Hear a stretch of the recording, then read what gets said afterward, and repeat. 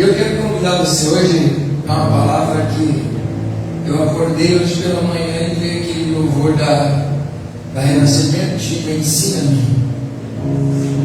Ensina. Que esse louvor eu achei lindo. E ele fala de algo que nós precisamos todos os dias: ensinar, né? Aprender, né? Ter ensino de Cristo, aprender o que é ser discípulo de Cristo. Amém? Talvez para você possa ser um tema corriqueiro ou a visão de uma igreja, mas eu quero te dizer que esse é o chamado de Jesus Cristo. Não é questão de movimento, não é questão agora o apóstolo acredita em discipulado, não é questão do apóstolo acredita ou não acredita, é que a Bíblia sempre disse: mas a visão do discipulado sempre foi bíblica. Isso é discipulado.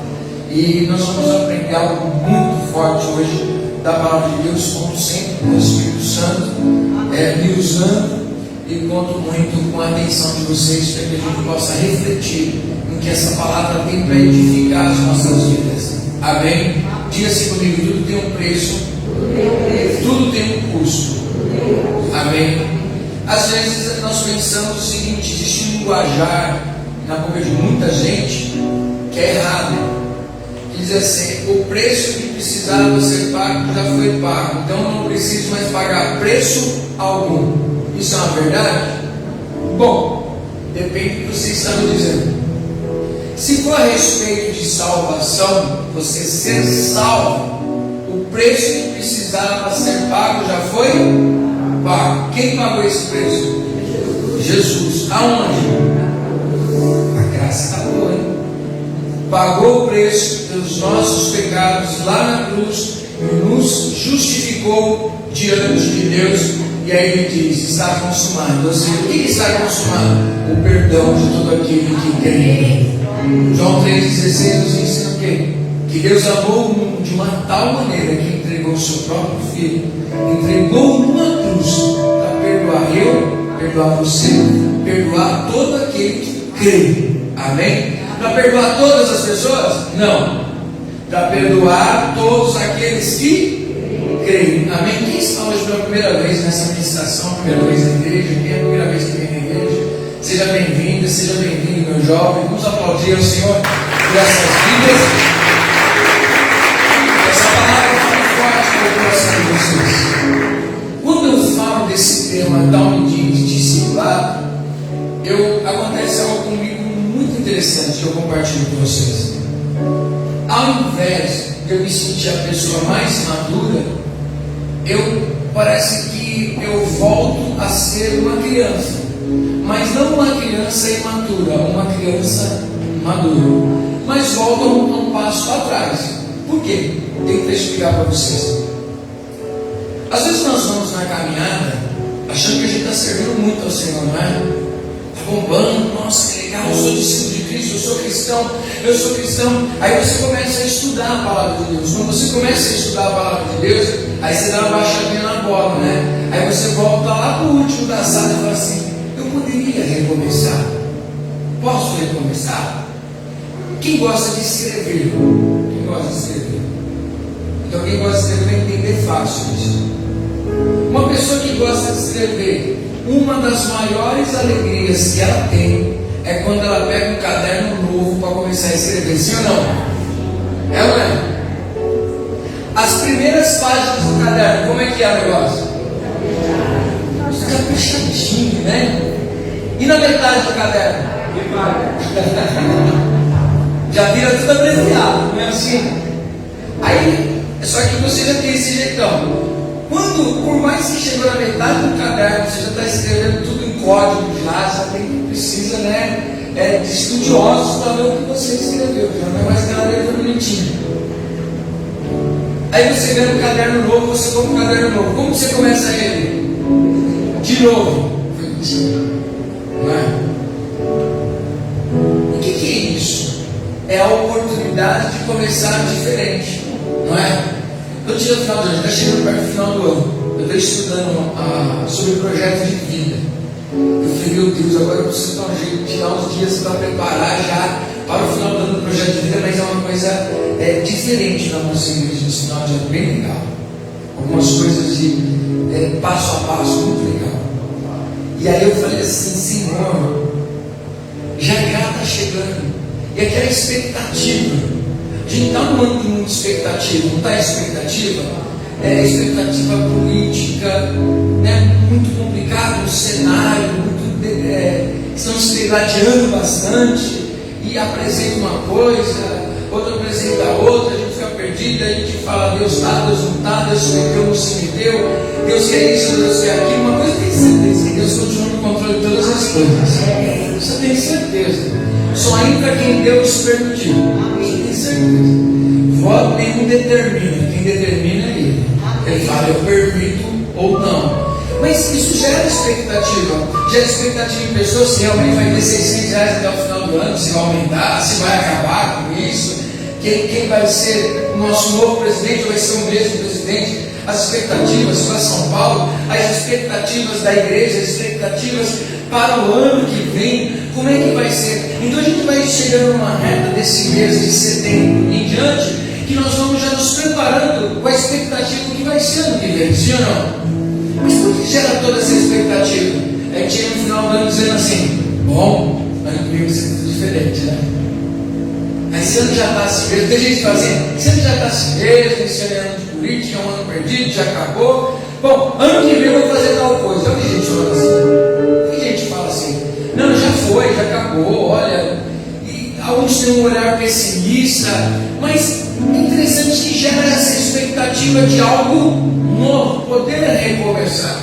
Então, trazendo essas histórias para vocês tentarem entender, quando eu leio a palavra de Deus, eu vejo essa oportunidade de rever valores e falar assim, ó, eu posso me sentar como o último da fila? Por quê? O primeiro é aquele que se destaca, não é? Olha lá, inteligente, olha lá, espertão. Esse já tem experiência, tem 300 anos de discipulado. Agora quem está começando hoje, ele não sabe nem falar direito, ele não sabe linguajar direito. Eu acho que isso é voltar ao início, né? Voltar ao começo e aprender o beabá. Porque o maior problema para nós é quando nós achamos que sabemos tudo. Saber bastante não significa conhecer tudo. Ninguém conhece tudo e todas as coisas e todas as profundidades. Pode ser a pessoa mais conhecedora, mais inteligente do que for, ele vai chegar a um ponto de dizer, eu preciso aprender muito. Amém? Imagine então diante do Rei Eterno, o nosso Senhor Jesus Cristo, que todas as coisas conhece, porque Ele também é Deus. Amém? Imagine então estar aos pés de Jesus, se nós não vamos querer estar como aquela criancinha. Senta aqui e ouve o que significa a arca de Noé. Ah, mas eu já sei, não, você não sabe. Aprender de Jesus é aprender diferente. Primeira coisa que nós precisamos refletir. Na semana passada nós falamos sobre Mateus capítulo 10, quando Jesus fala o quê? 20 a mim. Isso aqui é interessante que tem uma frase que ele diz, aprendam de mim. É interessante que muitas vezes na igreja nós aprendemos sobre. E Jesus não está dizendo para a gente aprender sobre Ele. Ele está dizendo para aprender dele. Se você chegar e falar assim, vamos aprender sobre o Adilson, você pode pegar, conversar com minha mãe, você pode conversar com muitos dos meus discípulos, o pessoal que está perto de mim, ele já sabe como é o jeitão, sim ou não? Você vai aprender sobre mim. Agora, você quer saber quem eu sou mesmo, você tem que falar com quem? Você vai até falar com Deus, porque ele sabe melhor, mas a pessoa que talvez melhor se conheça, né? E ainda não é o nível hard, que quem conhece mesmo é Deus, sim ou não? Pedro achava que se conhecia e falava, eu sou aquele que dou a vida pelo Senhor, até que ele descobriu que não, ele não era essa pessoa. Então nós temos um conhecimento falho de nós, mas por mais que seja falho do nosso conhecimento, a pessoa que melhor te conhece é você mesmo, seus pontos ruins, seus pontos bons, embora a gente tenha dificuldade de falar sobre isso, sim ou não? Mas quando nós falamos de conhecer a si mesmo e conhecer a Cristo e ter informações sobre Cristo, ouvir falar de Cristo, nos leva ao seguinte pensamento: podemos estar na igreja, aprender aprendemos sobre Bíblia, aprendemos como andar na igreja, aprendemos como se vestir na igreja, aprendemos as regras da igreja, aprendemos sobre Cristo, mas não aprendemos de Cristo. Talvez você esteja na igreja, estou aqui pregando, você está aprendendo sobre Cristo. Quando o pastor Vitor, quando alguém vem aqui ministrar a palavra de Deus, vocês não aprendem de, vocês aprendem sobre Cristo, porque tem uma pessoa te ensinando. Mas Jesus disse: aprendam de mim. Então tem momentos que é a sua experiência com Deus, é a sua vida com Deus, que com certeza não vai entrar em conflito com as verdades da palavra de Deus. Pode entrar em conflito com coisas que eu penso ou que eu falo, mas não vai entrar em conflito com a palavra, porque a palavra é de Deus. Então todo o ensinamento de Cristo, ele vem embasado na palavra de Deus. Mas será que você conhece o Cristo que o apóstolo está apresentando nas palavras do apóstolo? Ou você já se encontrou com o Cristo da Bíblia, aquele que salva você, aquele que cura você, aquele que te fortalece, aquele que anda com você todos os dias da sua vida? Será que você conheceu sobre o Espírito Santo nas aulas que o apóstolo deu? Ou será que você teve um encontro com esse Jesus Cristo, com esse Espírito Santo, que nós tanto falamos, mas talvez você só ouviu mas não teve uma experiência genuína que traz salvação para a tua vida? Quem está entendendo? Não, glória a Deus.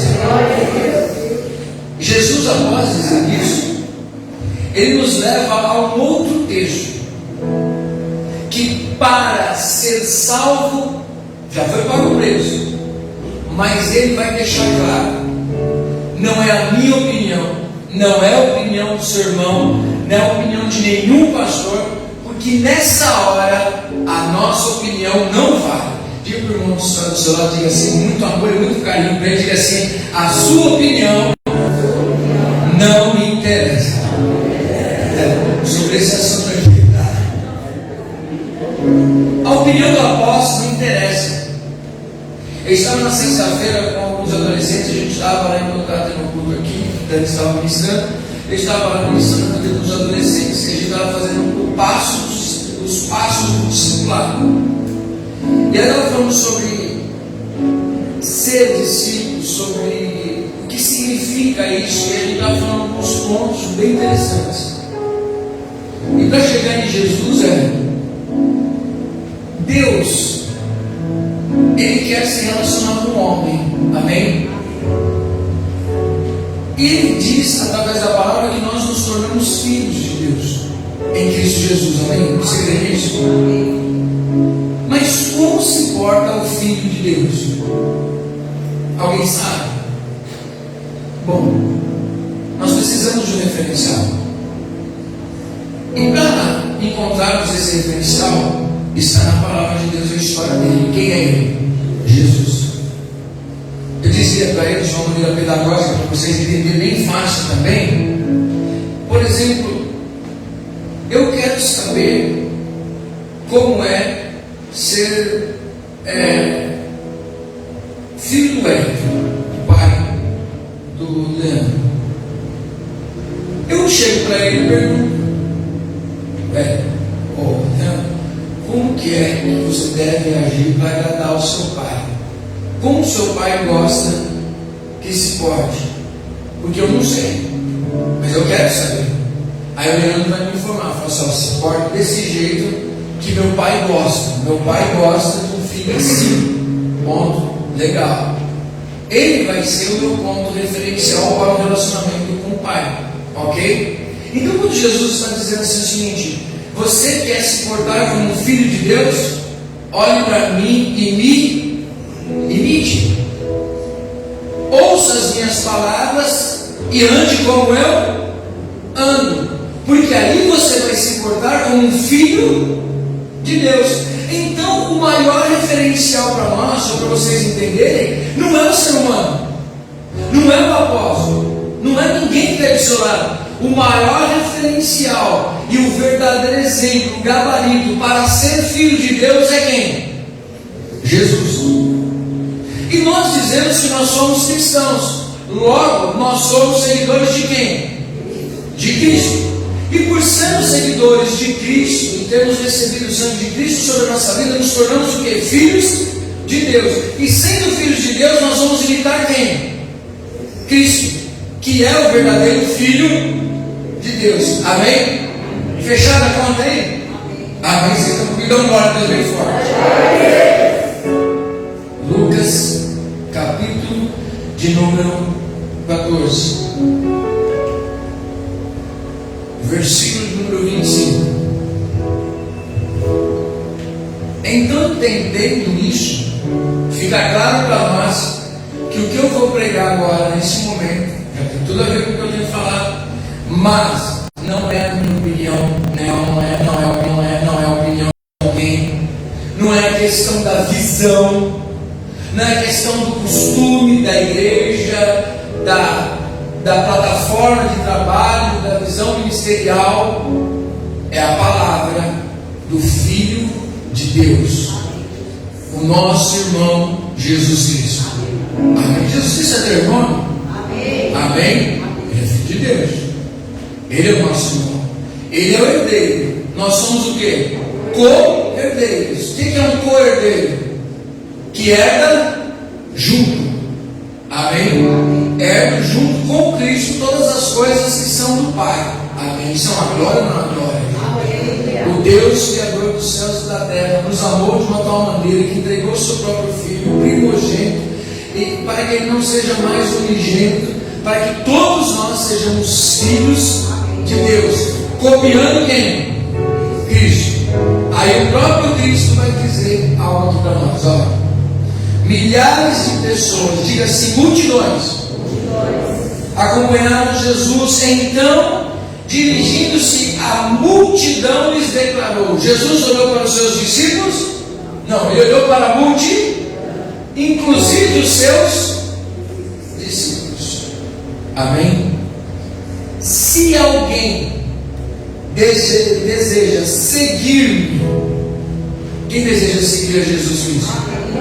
Eu preciso confirmar isso daí, porque aí você se declara, né? Você levanta a sua mãozinha e fala assim: não, eu confesso que eu quero seguir Jesus. Levanta a mão, quem quer seguir Jesus aí, levanta a mão bem alto assim.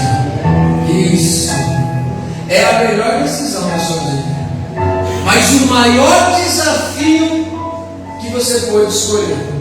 Mas louvado seja Deus, que Ele mesmo disse: não fostes vós que me escolhestes, mas eu vos escolhi a vós. Amém? Diga para a pessoa ao seu lado: você é um escolhido de Deus.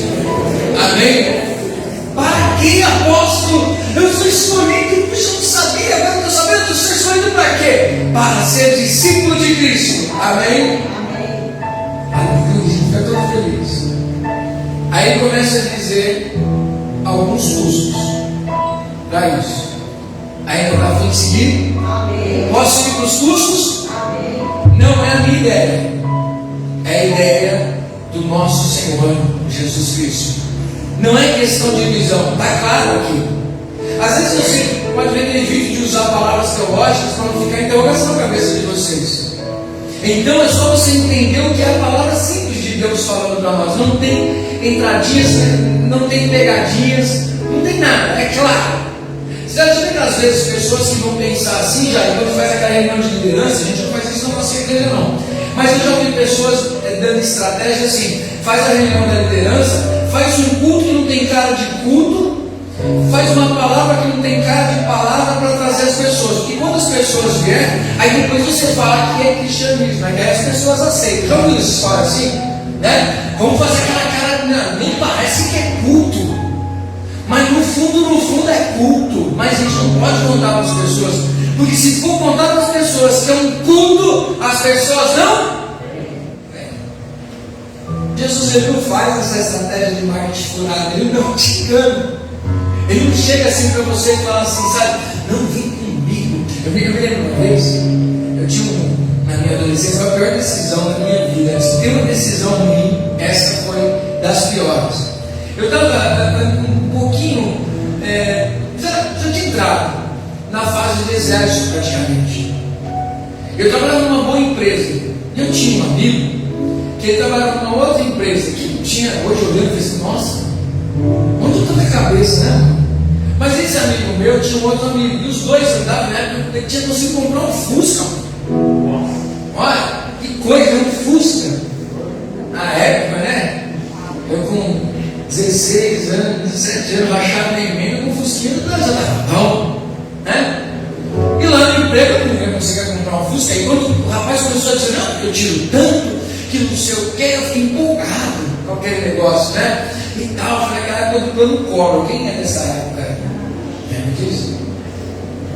E eu falei, não, vamos lá e tal, não sei o que, e vamos ganhar dinheiro. E aí eu peguei, abri mão de emprego registrado com segurança, crescimento, com tudo de bom, e fui lá trabalhar com os amigos lá. Na mesma semana o Collor meteu a mão no dinheiro do povo, a empresa quebrou. E eu na fase de exército, homem na fase de exército, fica mal, não fica? Aí quando eu cheguei lá para trabalhar, eu vi que a vida do cara não era aquilo. Era mentira. Estava rachado na emenda também. Era uma pessoa que não tinha segurança nenhuma. E eu fui enganado. Jesus não faz isso com a gente. Ele não está dizendo para você que vai ser tudo do jeito que você quer. Vai ser do jeito que Ele quer. Amém? Jesus é amor? E Jesus, ele viria trazer divisão? Quem diria que Jesus traria divisão? Né? Jesus gosta de divisão? Ele gosta. Ele gosta. E você fala, como assim? Jesus mesmo disse, eu não vim trazer a união, eu vim trazer a divisão. Como assim? Mas a divisão de nada, recurso não com ninguém, não manda com ninguém, não é isso. É que nós, no nosso contexto, muitas vezes não entendemos. Mas quem vive num contexto de perseguição, quem vive num contexto de um país, de uma região que não tem nada a ver com o cristianismo, muitas pessoas perdem o relacionamento com seus pais porque eles se tornam cristãos, são expulsos de dentro de casa, os casamentos se acabam, um monte de coisa acontece, isso não perde a própria vida porque largou uma determinada fé, religião e se tornou cristão. A pessoa perde direito à herança, perde paternidade, maternidade, perde tudo na sua vida, perde tudo, fica abandonado, humanamente falando. Tudo por amar a Cristo. Jesus trouxe a união? Não, ele mesmo disse, ele falou assim, eu vim para trazer a separação em quem serve e quem não serve. E às vezes quem serve e quem não serve está dentro da própria casa. Olha só, irmão. Quem está solteiro aí, dá um glória. Os glórias tímidos aí, né? Os glórias tímidos, né? Por isso que a gente diz, cuidado. Até mesmo quando você escolher a pessoa para você casar. Por quê? Porque você pode casar com uma pessoa e dentro daquele lar você já tem divisão. É sério? Sim ou não? Após já casei, segura a bronca aí, vamos orar bastante, né? Para que Deus dê vitória para nós sempre, em nome de Jesus Cristo. Mas olha o que Jesus vai dizer para nós aqui, ó. Se alguém deseja seguir, tem pessoas que desejam seguir a Cristo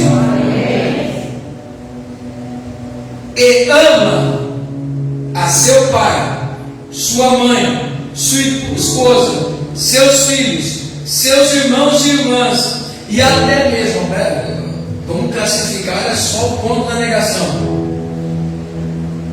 Ele não está dizendo para alguém odiar, ele está dizendo que quem ama mais, quem você mais ama na sua vida, não responda. Mas não são suas palavras, é de dentro de você mesmo. Eu amo a Cristo mais que tudo. Mas por que quando você perde uma coisa que você disse que não amava tanto, você desiste de servir a Cristo? Então você ama mais aquilo do que a Cristo. Sim ou não?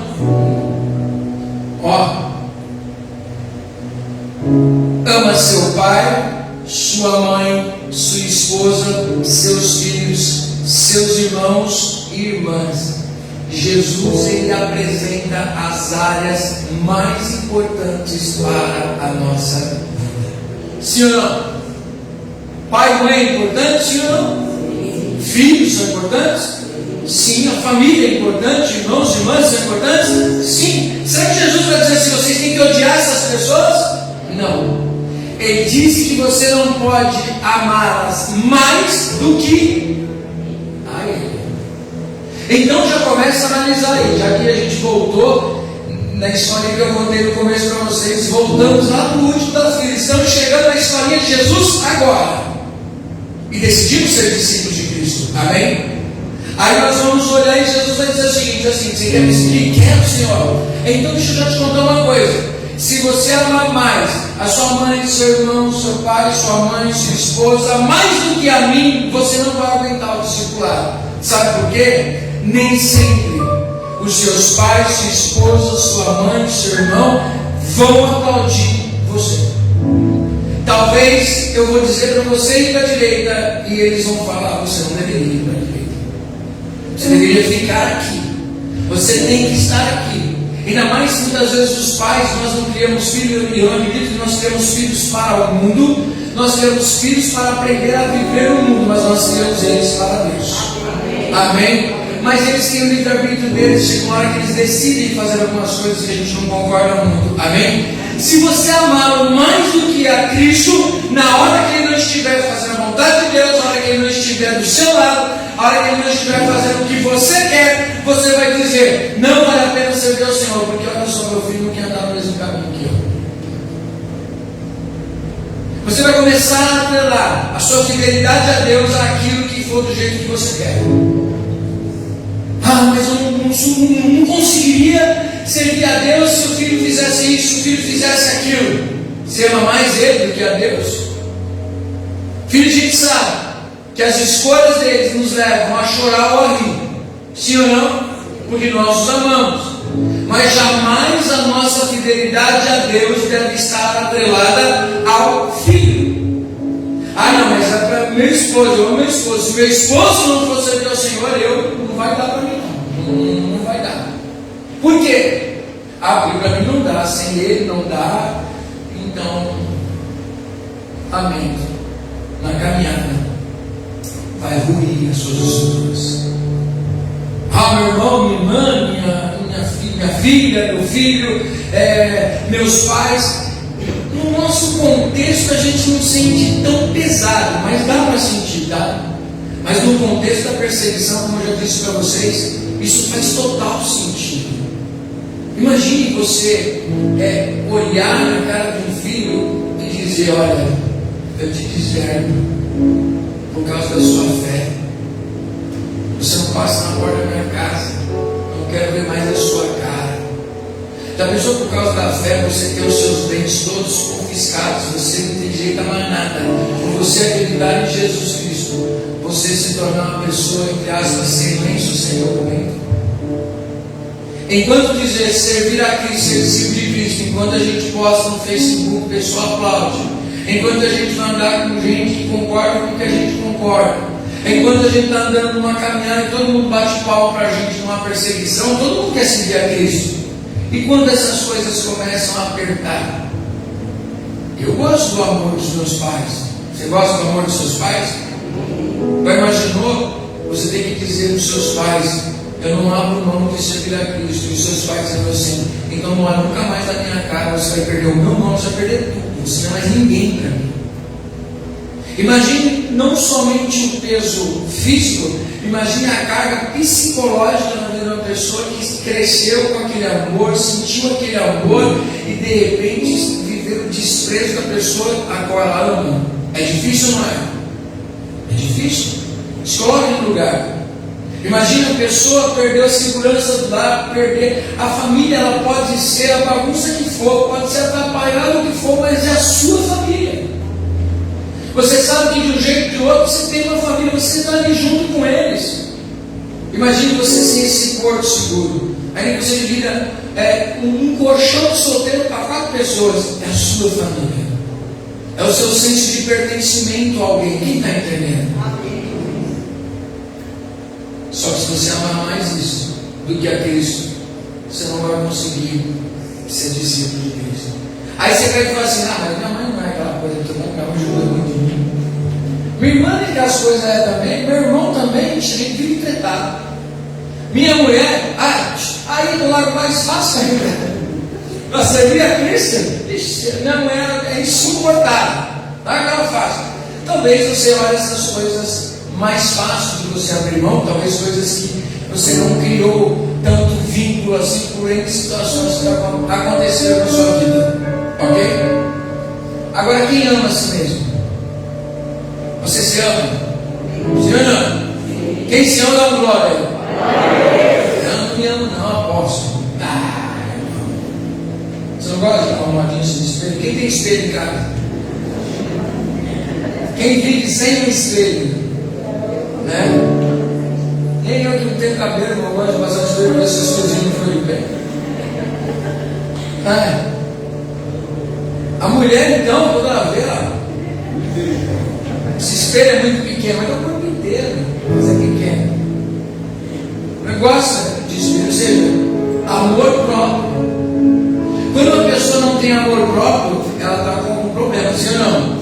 Ela tem problemas psicológicos, ela precisa de tratamento, ela precisa de cuidado, ela não se ama mais. E quem não ama assim não consegue dar amor ao próximo. Isso é muito sério. Mas Jesus agora, já que ele, talvez eles vão dizer assim, né, conjecturando, pensando, montando a historinha, Jesus sabia que ia ter um povo que ia dizer assim, não, dessas coisas eu abro mão. Eu vivo sozinho. Mas ninguém vive sozinho sem si mesmo. Você morrer para si mesmo, aí é mais difícil ainda. Se tem gente que não consegue abrir mão da esposa, eu não estou dizendo separar, eu estou dizendo você abrir mão daquele negócio, a mulher fala assim, amor, mas hoje é o dia que você tem que ficar aqui comigo, mas só que você tinha um compromisso com Cristo, que você tinha assumido o compromisso. Não vou, a mulher não deixou, você não serve para ser discípulo de Cristo. Mas não sou eu que estou dizendo. Quem disse? Perdi meu pai, perdi minha mãe, não vou mais servir a Cristo. Você não serve para ser discípulo de Cristo. Mas minha família não me apoia. Você não serve para ser discípulo de Cristo. Me perdoa dizer, não sou eu que estou selecionando. Quem está dizendo? Jesus. Agora ele vai para o fórum íntimo, para nós, dentro de nós. Aquele, que olha só, e até mesmo a sua própria vida, mais do que a mim, não pode ser o meu discípulo. Nossa, essa igreja não vai encher. Mas aí o trabalho de encher a igreja não é meu. O trabalho de encher a igreja é quem? O Espírito Santo de Deus. O meu trabalho é pregar a verdade. Amém? Porque não é o que eu acredito. É o que eu acredito. Mas não é o meu valor. Eu também estou no último da fila. Estou chegando agora no discipulado com Cristo. E ele vai dizer que se nós amarmos mais a nossa vida do que a Ele, nós não podemos ser discípulos. Quantas pessoas colocam a sua própria satisfação, os seus próprios desejos, os seus próprios sonhos, os seus próprios objetivos acima de Deus? Elas amam mais as coisas que Deus pode dar do que o próprio Deus. Por que você serve a Deus? Eu não quero ver meu filho desviado. Por que você serve a Deus? Porque eu quero ter uma vida abençoada, próspera. Eu preciso de um bom marido, eu preciso de uma boa esposa, eu preciso de carro, eu preciso de uma vida financeira próspera, eu preciso de um bom emprego. Eu sei que Deus pode dar todas essas coisas. Você está de olho nas mãos de Deus, mas você não quer Ele. E esse é o grande problema.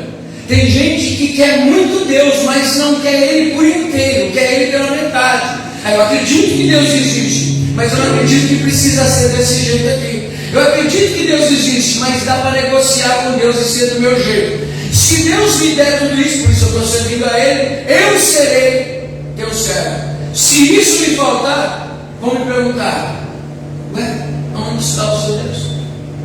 Para que servir a Deus? Para que orar? Eu oro e tenho perseguição. Eu oro, as coisas não mudam. Eu oro, a minha esposa nos converteu, o esposo nos converteu, o filho nos converteu, a porta não se abriu. Eu estou precisando de dinheiro, eu preciso ganhar mais, eu preciso viver aquele milagre, a enfermidade aconteceu. Olha, como é que Deus me ama e eu vou ficar servindo a Deus? E vai acontecer isso comigo. você ama mais sua própria vida, a sua satisfação, os seus desejos, você ama mais do que a Deus. E o que é idolatria? Idolatria é amar mais a mim mesmo. Isso é idolatria. Porque se o ídolo não existe, nada é, eu que crio ele, eu faço um Deus conforme a minha vontade. Diga assim: idolatria, eu formo um Deus conforme a minha vontade. Tem crente idólatra? Tem ou não tem? Tem gente em igreja idólatra? Mas cadê a imagem? Aonde está a imagem? E às vezes ela contempla lá na casa dela, quando ela olha no espelho. Se Deus faz o que eu quero, Ele é o meu Deus. Se Ele não faz o que eu quero, eu não servirei. Jesus disse: você não pode ser o meu discípulo. Porque os discípulos de Cristo estão dentro das prisões, orando e agradecendo a Deus por estarem aí por perseguição à palavra de Deus. Se Paulo, a gente conhece um pouquinho da vida dele, amasse mais a vida dele do que a Cristo e o Evangelho, ele faria o que ele fez? Não faria. Se olharmos pelo viés de uma pessoa que não é discípulo de Cristo, o final da vida de Paulo é uma vida de triunfo? Sim ou não? O apóstolo Paulo é um grande exemplo, gente. Sim ou não? Tremendo. Tremendo. Só que se você olhar pelo viés de uma pessoa que não é discípulo, não foi uma vida de sucesso. Foi um cara que escreveu e não viu o sucesso das suas escritas. Foi um cara que andou no meio de reis e de gente poderosa, mas não se tornou um poderoso. Foi uma pessoa que, ao invés de receber aplausos, recebeu um lugar para ser morto diante das pessoas e perder sua própria cabeça. É um final trágico ou um final de sucesso? Depende do viés olhado. Se você olhar como uma pessoa que não é discípulo de Cristo, não é legal. Mas se você olhar pelo viés de um discípulo de Cristo, você vai dizer: combati o bom combate, fiz o que tinha que fazer, permaneci, guardei a minha fé. Ou seja, eu finalizei a minha vida com a minha fé intacta, ninguém mexeu nela. Ok? Ponto. Acabei minha carreira. E o que me espera? A glória. Bom, mas olha tudo que você tinha. É nada. Não vale nada. Os meus títulos, todo o conhecimento, tudo que eu tenho, eu considero como esterco para poder alcançar a glória que há de ser revelada em mim, na pessoa de Jesus Cristo. Eu troquei tudo, e coisa boa, porque o que Ele tem para mim é bem melhor. Aí a gente aplaude ele e fala: nossa, o cara foi o discípulo de Cristo. Ele foi fiel à proposta. Ele amou mais a Deus do que a própria vida. Passou por naufrágio, foi abandonado, foi apedrejado, foi rejeitado, passou fome, perigo, nudez, perseguição de bárbaros, de gentios, perseguição da própria religião, dos próprios patrícios. Foi abandonado no pior momento da vida dele, preso. Ninguém estava para defender ele. Ele disse: aleluia, Deus estava comigo. A tua graça me basta. Você consegue tocar aquele tua graça me basta? Sabe? Vocês lembram aquele louvor? Eu não preciso ser reconhecido por ninguém.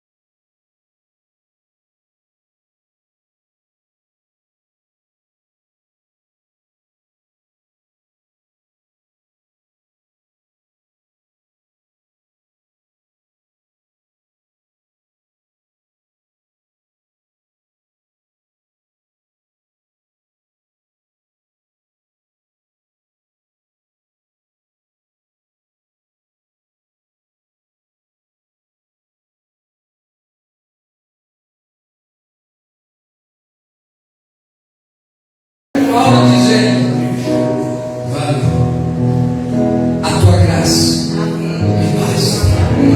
Senhor, tira esse espinho na cara.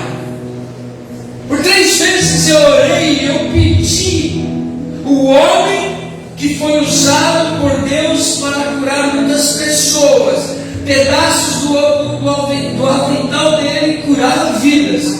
Orou a Deus e pediu. E Deus disse que para ele: a minha graça te basta. Sabe o que significa a minha graça te basta? Não importa a fome, não importa a nudez, não importa a perseguição, não importa a acusação, não importa nada. A minha graça te basta. Quantas vezes a gente não canta isso, mas pensa em desistir por causa de coisas que nos faltam? Quantas vezes a gente canta isso e por causa de uma porta que nos abriu, não vou mais servir ao Senhor? Qualquer dificuldade, uma pessoa que falou mal, você fala mal de você, não diga para a pessoa só falar mal. Está querendo desistir? O Evangelho é para todos, sim ou não? Mas não é para qualquer um. Nossa, não é, apóstolo? É para todos, mas não é para qualquer um. É só para quem deseja morrer para si mesmo e morrer para todas as coisas à sua volta. Apóstolo, essa palavra assim não é legal. A gente não está aqui para ser legal. Ele está aqui para falar da palavra de Deus. Se você não viver ela, se eu não viver ela, estamos perdendo o nosso tempo. Quem está comigo, dá uma glória. Versículo 27. Ele nem falou de ministério, tá, gente? Ele não falou de ministério. Jesus está falando de uma vida normal. Ele não está falando de uma vida na igreja, de você ser apóstolo, pastor, mestre, evangelista, líder de louvor, líder de diaconato, não está falando nada disso não. Agora ele vai falar sobre responsabilidade. Diz assim, propósito. Versículo 27. Da mesma forma, todo aquele que não carrega a sua própria cruz e me segue após mim, não pode ser o meu discípulo. Nossa. Primeira característica: aquele que ama mais as pessoas que devem ser mais amadas na sua vida, mais do que a Cristo, já não pode servir. Eu não sei onde você ficou no meio dessa história, já passou a primeira etapa da seleção de Cristo. Segunda etapa: aquele que ama a si mesmo mais do que a Deus, também já pode ficar de canto. Essa terceira é aqueles que passaram na primeira, aqueles que passaram na segunda. Agora, nessa terceira etapa aqui, a gente precisa refletir também. Aquele que não carrega a sua cruz e segue os mesmos passos que Jesus, não pode ser discípulo dele. Mas o que seria isso? É aquela cruz daquela mulher que tem casa, aquela cruz daquele marido, aquele filho que é uma cruz, aquele chefe que é uma cruz que eu tenho que carregar. Nada disso. Você está equivocado. Diga a pessoa: você está equivocado. Paulo já disse para nós que nossa luta não é contra a carne nem contra a sangue. A nossa batalha é espiritual. Então você tem que estar brigando com gente. A sua família não é uma cruz que você tem que carregar. Amém? Amém? Apóstolo, então me explica isso. Tem coisa que até eu não tenho explicação. E não é porque a gente não tem explicação que a gente tem que entender tudo. Deus conhece todas as coisas. Bom, Deus tem resposta para tudo. Tem coisas que nós temos interrogações, dúvidas, que nós vamos saná-las só depois. Isso se a gente quiser sanar depois já está tarde demais, não quer mais saber. Eu quero a glória. Amém? Mas agora ele vai dizer o seguinte: se você não pegar a responsabilidade que Deus colocou sobre as suas costas e andar nos mesmos passos que eu, você não serve para ser meu discípulo. O que significa isso? Vou trazer para mim. Amém? Porque aí eu não falo de ninguém e ninguém se sente ofendido. Deus chega e fala assim: Adilson, diga, Senhor, você quer ser meu discípulo? Sim, Senhor, eu quero. O que o Senhor quer que eu faça? me ame acima de todas as coisas da sua vida. Tá bom, Senhor, não vai desfazer de uma delas, ame todas elas, mas não coloque para você me servir, elas têm que estar do jeito que você quer.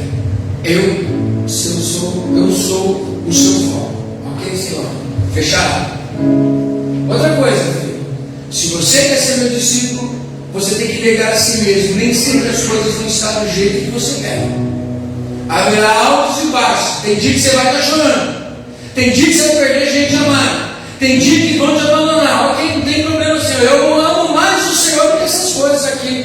Pode ser que um dia você não tenha carro, pode ser que um dia você tenha carro, pode ser que um dia você está comendo na churrascaria, pode ser que outro dia você está comendo ovo e olhe lá e dê glória. Senhor, eu estou disposto. Senhor, eu estou disposto, se caso for necessário reclinar minha cabeça sobre uma perna, eu estou disposto, eu vou te seguir. Tá bom. Agora tem uma outra coisa. O que, Senhor? Eu vou te dar uma responsabilidade, e para você conseguir atingir o real valor desse chamado, você tem que olhar para mim. O que, Senhor? Toma aqui a responsabilidade de cuidar de vidas como eu cuidei. Como assim, Senhor? Quando eu ouço um monte de pessoal falando, eu falo para vocês. Quando tem gente que diz assim, nossa, eu fui embora, o apóstolo me aceitou de volta, eu desviei, o apóstolo me amou, olha, eu dei as costas, deixei o apóstolo lá falando sozinho. Por que o apóstolo faz isso? Por que ele aceita as pessoas? Porque ele ama as pessoas que às vezes ferem, às vezes as pessoas que desprezam. Eu não estou pedindo para você ter dó não, tá? É porque Jesus fez isso comigo. Eu não sou melhor do que o meu Senhor. Eu preciso amar as pessoas como eu fui amado. Eu preciso perdoar como eu fui perdoado. Então, se nós só podemos dar aquilo que nós recebemos, eu recebi dele. Por isso eu posso dar para as pessoas. Quem está entendendo? Aí você pega e fala, tá bom, Senhor, eu vou assumir o apostolado, eu vou assumir ser o teu servo, ser um pastor, cuidar de vidas. Filho, só que você tem que olhar para os teus passos e pisar do mesmo jeito. Como é que é, Senhor? Pisa no mesmo caminho que eu. Ame aquele que te odiou. Você precisa acreditar nas pessoas quando elas não acreditam em você. Você não pode desistir, porque você tem que levar a sua cruz como eu levei a minha. Eu não abri mão da minha cruz. Eu não perdi o foco, filho. Quando o diabo veio me tentar, eu não perdi o foco. Quando eu estava andando nas multidões, eu não perdi o foco. As multidões aplaudiam, mas não me enganavam. As pessoas diziam que estavam comigo, que dava vida, os meus discípulos, mas eu não me enganei. Por quê? Porque o negócio é eu e o Pai. Assim como o seu negócio é você comigo e o Pai, mais ninguém. Então não largue a sua cruz. Mas, Senhor, e se as pessoas abandonarem? E se as pessoas desistirem? Não sirva as pessoas, sirva a mim em primeiro lugar. As pessoas vão se beneficiar da tua fidelidade a mim. Segue os mesmos passos que eu. Senhor, mas eu vou ser traído. Exato. Preste atenção que o carregar a cruz é o final, é o ápice. Só que o carregar a cruz carrega em si todos os outros dois pontos.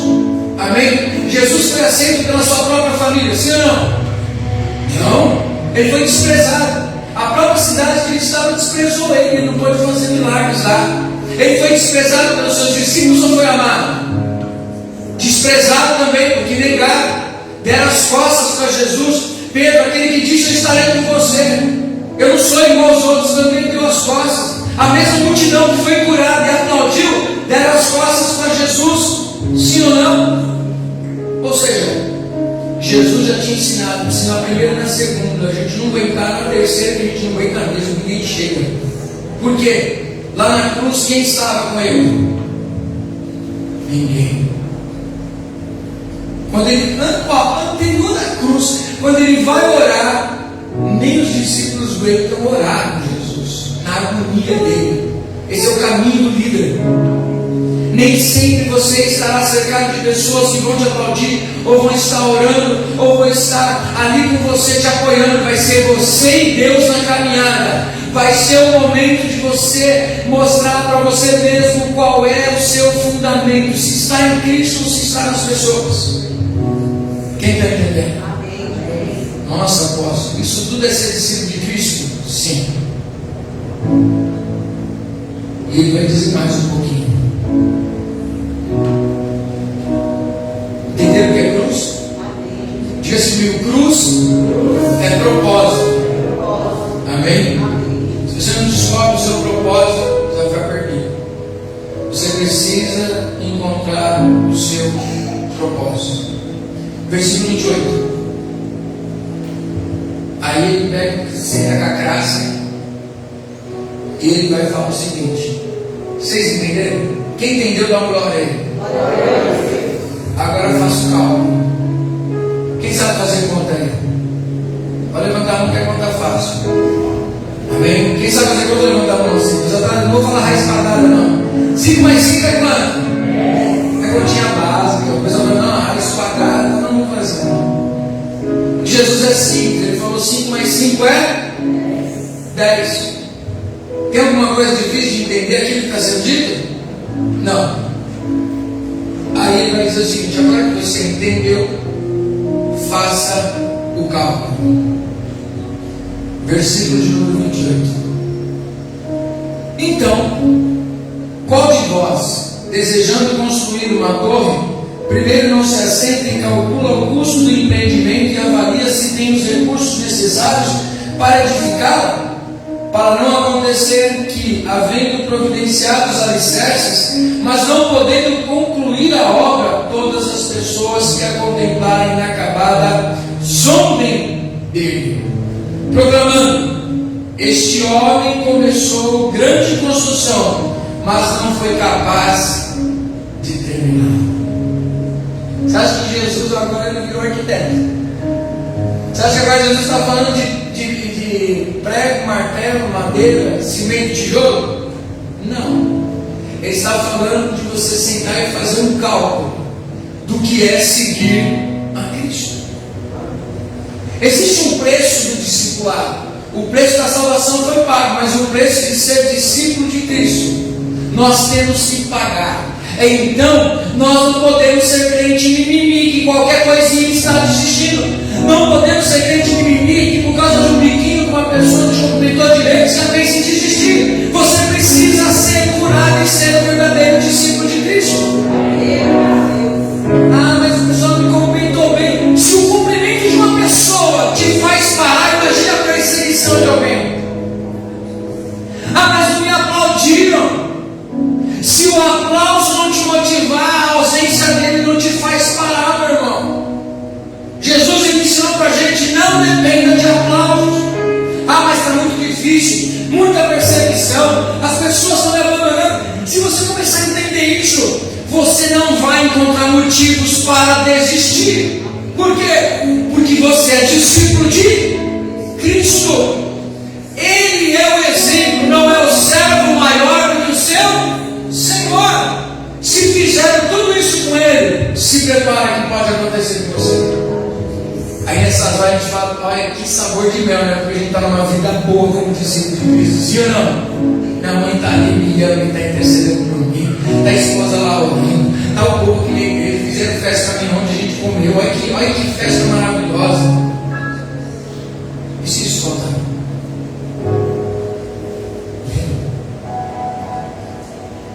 Você fez o cálculo?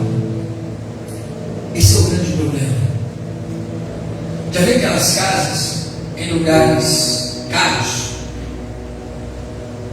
Na época, há uns 3 anos atrás, um terreno, eu não lembro o tamanho dele, se era 7 por 30, aqui, no condomínio aqui das Palmas, aí naquela vez o pessoal passa por dentro das casas que tem atrás, 700 mil reais, 750 mil reais, só o terreno. 750 mil reais para comprar uma casa montada, sim ou não, gente? Não, mas eu quero morar ali. Aí você conseguiu juntar com muito suor 750 750 mil reais para comprar um terreno. Valorizei bem, né? 750 mil reais. O lugar é bonito, não é bonito? Top, da hora. Aí você vai lá e vai pegar 4 estaquinhas, colocar uma lona em cima e falar: pronto, morri, é minha casa, 750 mil reais. Vai dar? Os guardas lá têm segurança. Eu falo assim: você pode estar com a escritura lá. Os vizinhos vão dizer assim: pode pegar suas coisas e ir embora aqui. Não, mas o terreno é meu. Mas você não pode fazer qualquer construção. Porque as construções são de alto padrão. A construção de Cristo é de alto padrão. Não adianta você querer um terreninho e fazer um puxadinho, 10 casas no seu lugar para você ganhar dinheiro mais pra frente. Não adianta você fazer seu quarto e cozinha só e falar: vou começar daqui. Não, tudo bem. Eu paguei 750 mil, mas eu tenho mais 200 mil para edificar minha casa dos sonhos. Aí você vai gastar pelo menos aí os seus 100, 150 mil só de fundação dela. Seus 250 mil que você tinha na mão do seu milhão, você vai conseguir fazer uma fundação bem feita. Você vai conseguir fazer as colunas bem feitas. Vamos colocar que você conseguiu fazer isso. E agora? Para levantar a parede. E agora? Como que a gente vai fazer? Aí você levou todo mundo lá para conhecer. Viu? Terreno que eu comprei? Estou construindo uma casona, irmão. Você não tem noção. Ali é a piscina, ali é tal coisa, ali é tal coisa, ali é tal coisa. Você tem todo o projeto, mas não tem condição nenhuma de realizar aquele projeto. Está dando para entender? Aí o pessoal, depois você volta para casa, aí o pessoal não vai querer te desanimar, né? Aí você está tudo feliz. Aí o pessoal pelo sua sorte vai dizer assim: mano, é doido. Ele não tinha 750 mil para comprar o terreno. Se matou para comprar, você não poderia ter comprado uma casa de 750 e não fez o cálculo da obra dele, não. Aí você chega e o pessoal: vou fazer. Vai. Aí casou assim. É conta. A matemática não fecha. Não vai dar. Não vai dar. Aí passaram alguns anos, as pessoas vão passar em frente à sua casa. Como que ela vai dar? No projeto. Porque a conta não fecha. Você não tem condições. Quem está entendendo? A gente olha uma casa linda, num lugar lindo, caríssimo. Quem gostaria de morar? Um monte de gente. Só que aqui em volta tanta coisa. Igual que as pessoas falam: eu queria ser milionário. Quem gostaria de ser milionário? Levanta a mão. Algumas pessoas. Quem gostaria de ser milionário? Aí a gente fala assim: pra quê? Se eu fosse milionário, eu ia trabalhar mais. Se eu fosse milionário, eu ia fazer mais nada na minha vida. Eu ia comprar aquela casa dos meus sonhos. Você já não tem mente milionária. Porque a mente milionária precisa cuidar daquele milhão dele. Às vezes você ganha 1 milhão e comprar uma casa de 1 milhão.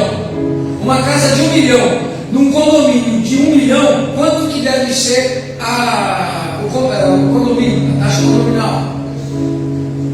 Às vezes não consegue pagar 480 do condomínio. Não é assim? Não consegue pagar lá. A mente milionária, ela vai pensar diferente. Ela faz o a vida cristã, a vida espiritual também, existe um custo, existe um sacrifício, existe um preço. Existe um preço de ser pastor, existe um preço de ser líder, existe um preço de ser cristão, existe um preço de ser referencial, existe um preço para cuidar de vidas, existe um preço para ser discípulo de Cristo. Você precisa fazer um cálculo: estou disposto a pagar. Senão você vai passar e dizer: olha o tamanho da minha construção. O pessoal vai dizer assim: só está no papel, porque você não tem condições. Aí depois que você começa a fazer, quem já fez reforma aí?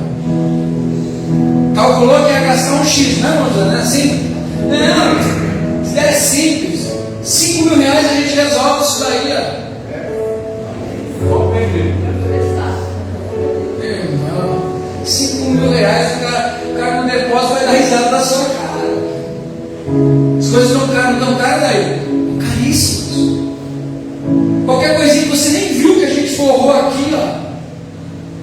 amigo, 2, e vai, tem coisa para fazer. Mas tem que fazer uma construção. Você acha que a sua construção com Cristo vai ser barata? Não. Vai exigir de você tudo. Ah, está me fazendo desistir. Não. Pelo contrário, eu só estou te trazendo uma consciência espiritual para você não ser enganado. Eu nunca gostei de enganar os meus líderes. Quer ser líder? Tem que pagar o preço. Mas é por causa da minha exigência? Essa é a exigência. O custo do discipulado. Ah, mas eu não tenho condição desse negócio. Jesus vai continuar dizendo aqui para a gente finalizar. Ou ainda, qual é o rei que, pretendendo partir para guerrear com outro rei, não se assenta primeiro para analisar se com 10.000 soldados poderá vencer aquele que vem enfrentá-lo com 20.000? Se chegar à conclusão de que não poderá vencer, enviará uma delegação, estando o inimigo ainda longe, e solicitará suas condições de paz. Assim, portanto, todo aquele que dentre vós que não renunciar a tudo quanto de mais estimado possui, não pode ser meu discípulo. Sabe o que é a hora agora? De se render, de falar assim: Ele é mais forte do que eu preciso me render ao senhorio de Jesus. Não vai ter jeito.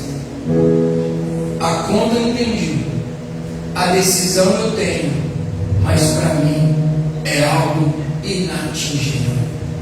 Eu também olho dessa mesma maneira com uma criança que voltou lá na primeira série e viu uma longa jornada pela frente. Mas Jesus disse: sem mim nada podeis fazer. Por isso que eu vou junto com vocês. Por isso que ele disse: peguem a minha canga, ou seja, a carga. Porque, vamos pegar 2 animais, um animal já experimentado com um animal novo. O animal experimentado, ele tem força para ajudar. Amém? Quando você vem, Jesus ele vai fazer, sei que foi uma situação inversa, mas igual o Simão Sirineu chegou, Jesus está carregando a cruz e constrangeu o Sirineu a carregar a cruz. Se o Sirineu estivesse carregando a cruz, ele não conseguiria. Mas uma das cenas que mais marca aquele filme que o Mel Gibson fez, né? Ele dirigiu. Jesus abraçou a cruz e o Sirineu chegou com nojo.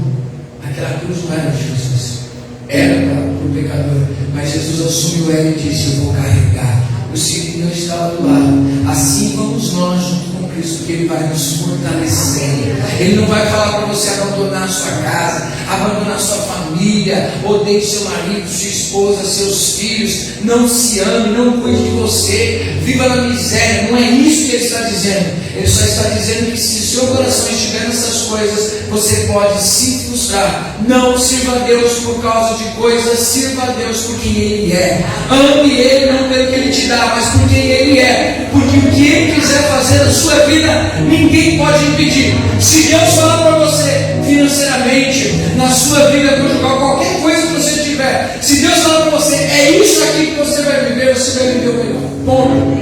Ele está dizendo para você que você não vai conseguir ter uma casa, que você não vai conseguir ter as coisas. Pode ser sim, mas se não acontecer, continue servindo a Deus. Ele está dizendo que você vai ter que ser preso, mas corre isso risco, sim ou não? Ele está dizendo que você tem que abandonar toda a sua casa, mas corre isso risco, sim ou não? Ele está dizendo que a sua vida agora vai ser tudo pior, mas pode acontecer muitas coisas que vai mexer com as suas forças, sim ou não? Mas às vezes eu fico meio enfraquecido. Opa, você é ser humano. Quem é que não se enfraquece? Mas aquele que está fraco renova suas forças no Senhor. Ele é que nos fortalece. Por isso que Paulo podia dizer: tudo posso naquele que me fortalece. Pergunta para o irmão: fez o cálculo? Se coloca de pé, em nome de Jesus.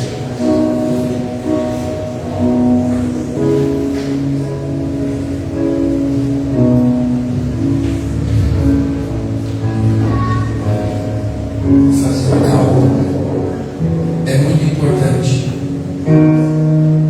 Quando alguém vier conversar com você, vai assim: nossa, mas me abandonaram, fiquei fiquei entristecido, que a pessoa me magoou.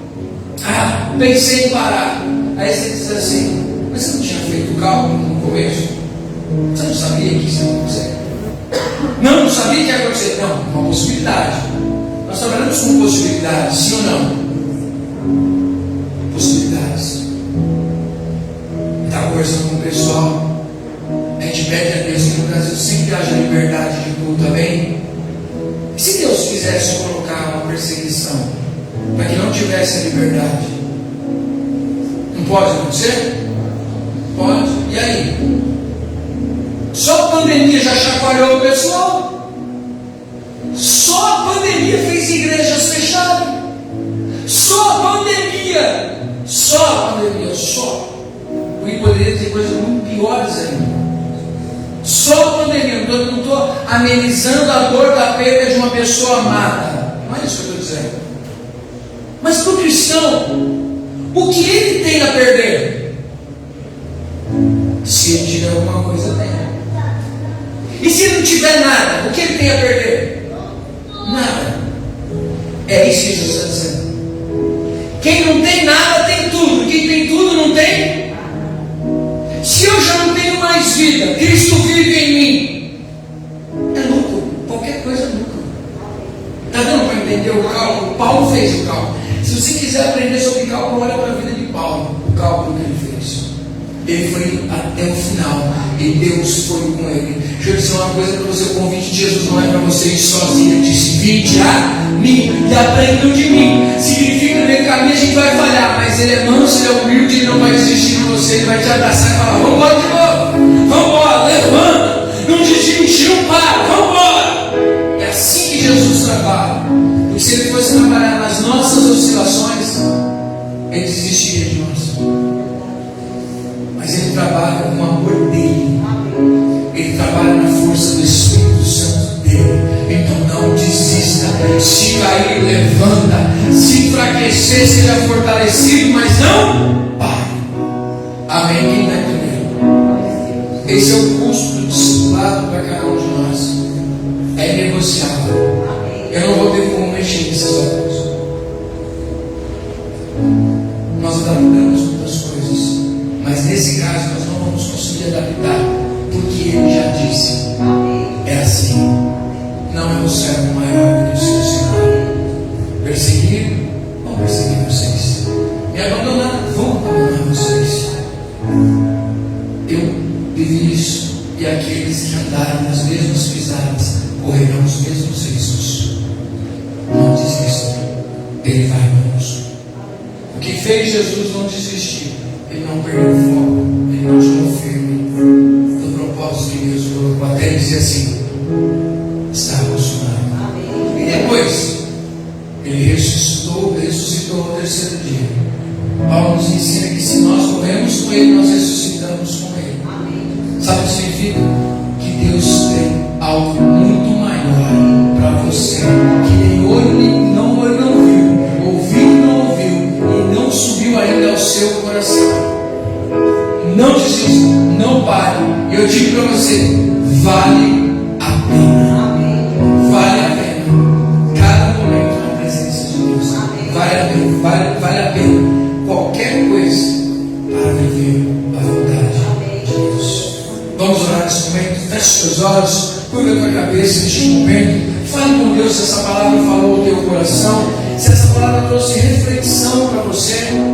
Espírito Santo de Deus, neste momento eu te peço, Senhor, fala ao coração do teu povo, Senhor Deus, assim como o Senhor fala ao meu coração. É tempo de recomeçar, é tempo de olhar, Senhor Deus, a nossa vida e continuar, Senhor Deus. Aquele que está fraco ser renovado, aquele que está sem força, Senhor, ser renovado nesta manhã. Que teu Espírito Santo nos fortaleça, Senhor. É uma palavra para nós revermos os nossos conceitos, para nós, Senhor Deus, nos fortalecermos no seu Espírito Santo, Senhor.